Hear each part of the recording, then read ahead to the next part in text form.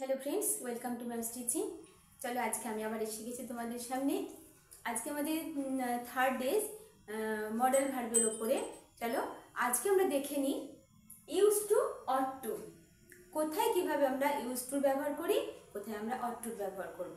চলো দেখে নিই। আমি আগের দিন তোমাদেরকে দেখিয়ে দিয়েছি দুদিন কোথায় শুডের ব্যবহার, কোথায় শ্যালের ব্যবহার, উইলের ব্যবহার, may, must, can, could, would, could, dare, need, এই সব ব্যবহারগুলো আমি তোমাদের দেখিয়েছি। তোমরা যারা দেখোনি এখনো পর্যন্ত তারা আমার জাস্ট দুদিন আগে ভিডিওসগুলো দেখে নিও, দেখতে পাবে। তাহলে আজকে তোমরা ভিডিওটা সম্পূর্ণ দেখো। আর তোমাদের কাছে আশা করি মডেল অক্সিলিয়ারির উপর তোমাদের যদি কোনো কনফিউশন থাকতো সেটা কমপ্লিট ক্লিয়ার হয়ে যাবে।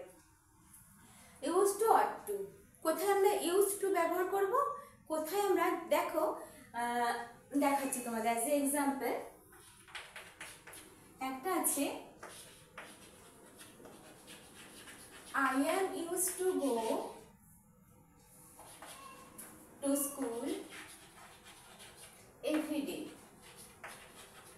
ঠিক আছে। আর একটা আছে I used to go। এইখানে দেখো, এখানে I am used to go to school every day অর্থাৎ আমি বর্তমানে যেতে অভ্যস্ত, বর্তমানে যে কাজটা আমি করতে অভ্যস্ত, তখন আমি আই এর পরে আমি কাকে লাগিয়েছি, আমি এখানে একটা be verb is, am, are, was, were, যেটা আমরা সহায়ক ভার্ব যাকে বলি, সেটাকে লাগিয়েছি। যখন সাবজেক্টের পরে এই বি ভার্ব ব্যবহার হচ্ছে, তারপরে ইউজড, তারপরে এটা infinitive to go. I am used to go, আমি অভ্যস্ত, আমি রেগুলার স্কুলে যেতে অভ্যস্ত, ঠিক আছে। আর এটা I use to go to school everyday, আমি অতীতকালে যেতাম রেগুলার, কিন্তু এখন আমি যাই না। যে কাজটা অতীতকালে কেউ করত, তখন সাবজেক্টের পরে শুধু ইউজড, সাবজেক্টের পরে ইউজ টু, তারপরে মেন ভার্ব, ঠিক আছে। চলো চলো দেখে নিই, আমি কিছু তোমাদের এক্সাম্পল দেখাই।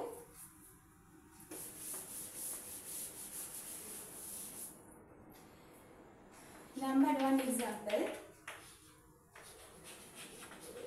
I used to play cricket every Sunday. He used to take medicine every day. আচ্ছা, এখানে ইউজ টু আমরা ব্যবহারটা কিভাবে করছি, এখানে যে কাজটা অতীতকালে কেউ করতো বা আমি করতাম, তুমি করতে, you use to come here sometime, মাঝে মাঝে তুমি এখানে আসতে। তাহলে এই ইউজ টু অর্থাৎ সাবজেক্ট পরে ডাইরেক্ট ইউজ টু যখন ব্যবহার করছি আমরা, তার মানে অতীতকালে, পাস্ট, অতীতকালে কোনো কাজ করতে অভ্যস্ত ছিলাম কিন্তু বর্তমানে আর করছি না। তাহলে I use to, he use to, you use to, যখন ডাইরেক্ট সাবজেক্টের পরে ইউজ টু লিখছি, তার মানে অতীতকালে কোনো কাজ করতাম। এটাকে যদি আমরা নেগেটিভ ভাবে লিখি, তাহলে আমি কি লিখবো, I used not to play cricket. তাহলে এখানে নেগেটিভ অর্থে ইউজডের পরে নট, তারপরে ভার্বের আগে টু, ইনফিনিটিভ, ঠিক আছে। I use not to play cricket, you used not to drink tea. তাহলে আমি যদি নেগেটিভ ভাবে আমি অতীতকালে কোনো কাজ করতে অভ্যস্ত ছিলাম না, তখন আমি ইউজড এর পরে নট ব্যবহার করব, তারপরে to drink, to play, main ভার্বের আগে টু ব্যবহার করছি। তাহলে আমরা কোথায় অতীতকালে যখন কিছু করতাম তখন ডাইরেক্ট সাবজেক্টের পরে ইউজ টু বসাচ্ছি, তারপরে two go, to play, etcetera etcetera, ঠিক আছে। আর যখন বর্তমানে কালে কোনো কাজ আমি করতে অভ্যস্ত, মানে বর্তমান কালে আমি করছি, he is use to play chess every evening, every সন্ধ্যাবেলায় ও চেস খেলতে অভ্যস্ত, মানে রেগুলার যে খেলছে এসে রোজই খেলছে রোজ সন্ধ্যাবেলায়। Is use to play. You are use to sing every Sunday. তাহলে যখন আমরা সাবজেক্টের পরে বি ভার্ব ইউজ করছি তাহলে তার মানে সেটা আমি বর্তমানে করছি।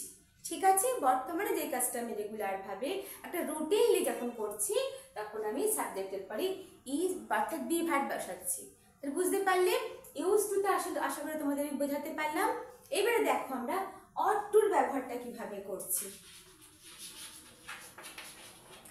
অট টু হচ্ছে অর্থাৎ যখন কোনো কিছুর উপর আমাদের একটা দায়িত্ববোধ থাকছে, একটা মরাল অব্লিগেশন থাকছে, ঠিক আছে, কোনো অ্যাডভাইস থাকছে। দেখো কিভাবে লিখছি, C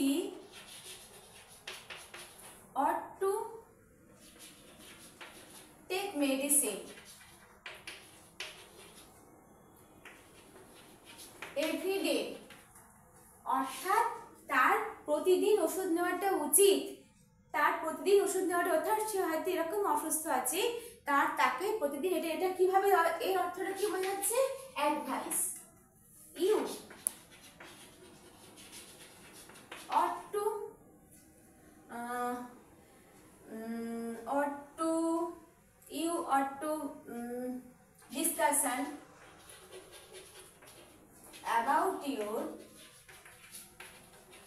disease with a doctor। অর্থাৎ তোমার কোনো একজন ডাক্তারের সাথে তোমার যে অসুস্থতা আছে সেই বিষয়ে একটা ডিসকাশন করা তোমার উচিত। You ought to discussion about your disease with a doctor। ঠিক আছে, দেখো উই, আচ্ছা এখন যদি এটাকে আমি নেগেটিভ ভাবে লিখি তাহলে আমি কি লিখতে পারবো। আচ্ছা আরেকটা দেখাই, we ought to help our friends। তাহলে এখানে কি বোঝাচ্ছে, এইখানে ought to আমরা কোথায় ব্যবহার করছি, অর্থাৎ এখানে মরাল অব্লিগেশন, অর্থাৎ আমরা আমাদের ফ্রেন্ডসকে বা কোনো রিলেটিভস বা কোনো পরিচিতদেরকে সাহায্য করাটা উচিত, এটা আমাদের কর্তব্য, এটা আমাদের ডিউটিস। ঠিক আছে, তাহলে এটা মরাল অব্লিগেশনের মধ্যে পড়ছে।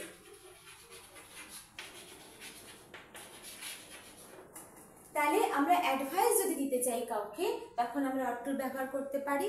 শুডের ব্যবহার আমরা করতে পারি, শুড আর ought to, কিন্তু ought toটা আরো বেশি প্রেশার যেখানে রয়েছে, আরো জোর দিয়ে যখন কিছু বলছি তখন আমরা ought to ব্যবহার করছি। We ought to take medicine every day. You ought to discussion about your disease with a doctor. We ought to help our friends, অর্থাৎ the moral obligation। আমরা কখনো কোনো কিছু অ্যাডভাইস দেওয়ার জন্য, কখনো কোনো কিছুকে মরাল অবলিগেশনের জন্য, কাউকে হেল্প করার জন্য, তাহলে আমরা সেখানে কি ব্যবহার করতে পারি, আমরা ought to ব্যবহার করতে পারি, অর্থাৎ যেটা আমাদের করা উচিত। We ought to take care our children। ঠিক আছে, আমরা আমাদের ছোটদের প্রতি আমাদের একটা দেখাশোনা করার দায়িত্বটা আমাদের অনেক বেশি, করা উচিত। তখন কোনো কাজ উচিত অর্থে আমরা ought to ব্যবহার করতে পারি। আর যদি এটাকে নেগেটিভ ভাবে লিখি তাহলে আমি কিভাবে লিখবো,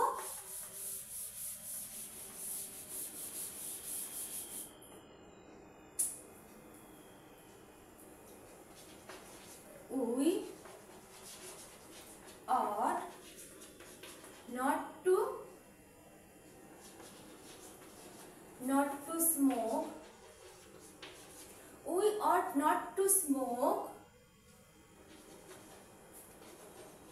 anywhere। not to smoke অর্থাৎ যে কাজটা আমাদের করা উচিত না, তখন আমরা নটটা কোথায় ব্যবহার করছি, we ought not to smoke।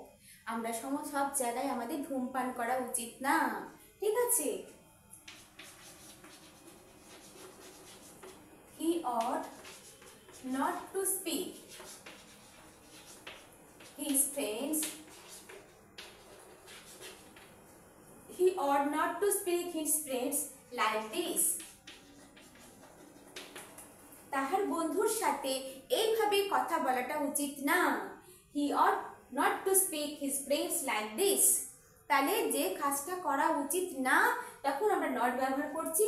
কার পরে নটটা ব্যবহার করছি, ought এর পরে নট, তারপরে টু স্মোক, ought এর পরে নট, টু স্পিক। আন্ডারস্টুড? তাহলে আমি বোঝাতে পারলাম তোমাদের কোথায় ought টুর ব্যবহার করবে, কোথায় ইউজ টুর ব্যবহার করছি। আরো দেখাচ্ছে একটা, দেখো প্রেজেন্ট পারফেক্ট টেন্সে অট টুর ব্যবহার।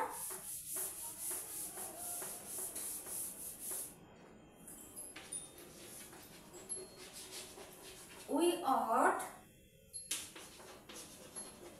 to have invited our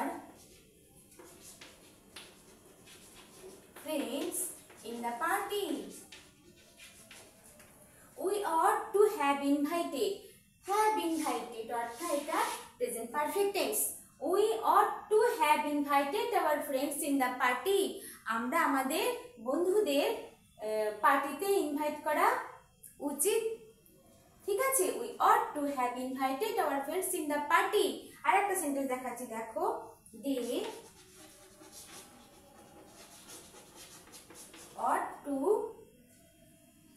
come, ought to have come here as soon as possible. They ought to have come here as soon as possible. তাহাদের এইখানে অনেক তাড়াতাড়ি আসা উচিত। They ought to have come here as soon as possible. তাহলে আমরা ought to K present perfect টেন্সের সাথে ব্যবহার করতে পারি। কোথায় লিখলাম, কিভাবে লিখলাম? They ought to have come. আমরা জানি পারফেক্ট টেন্সে হ্যাভ ভার্বের ব্যবহার করি, তাহলে এখানে কিভাবে লিখলাম? They ought to have come. They ought to, তাহলে ought to ব্যবহারটা করে নিলাম, তারপরে have come. After that here as soon as possible. তাহলে আমরা বুঝতে পারলাম যে কোথায় আমরা দেখো ought to ব্যবহার করব। নেগেটিভ সেন্সেও আমরা কিভাবে ought to কে ব্যবহার লিখতে পারি, প্রেজেন্ট পারফেক্ট টেন্সেও আমরা লিখতে পারি। মেইনলি আমাদের দায়িত্ব কর্তব্য পালনের জন্য আমরা ought to ব্যবহার করতে পারি। আমরা শুডের ব্যবহারও করতে পারি, কিন্তু সেখানে আরো অনেক বেশি জোরদার হবে যদি আমরা শুডের জায়গায় ought to ব্যবহার লিখি। শুডও আমরা উচিতার্থে ব্যবহার করি। তাহলে আশা করি আজকে এই ভিডিওটায় তোমরা ought to বা ইউজ টুর ব্যবহারটা তোমরা বুঝতে পেরেছো, ক্লিয়ার করে নিয়েছো। আর টোটাল যে মরাল অক্সিলারির উপর যে ভার্বগুলো ছিল তোমাদের কাছে ক্লিয়ার হয়ে গেছে। তোমরা ভিডিওটা ভালোভাবে দেখো, লাইক করো, কমেন্ট করো, আর যারা এখনো সাবস্ক্রাইব করোনি তারা সাবস্ক্রাইব করো। Tata bye.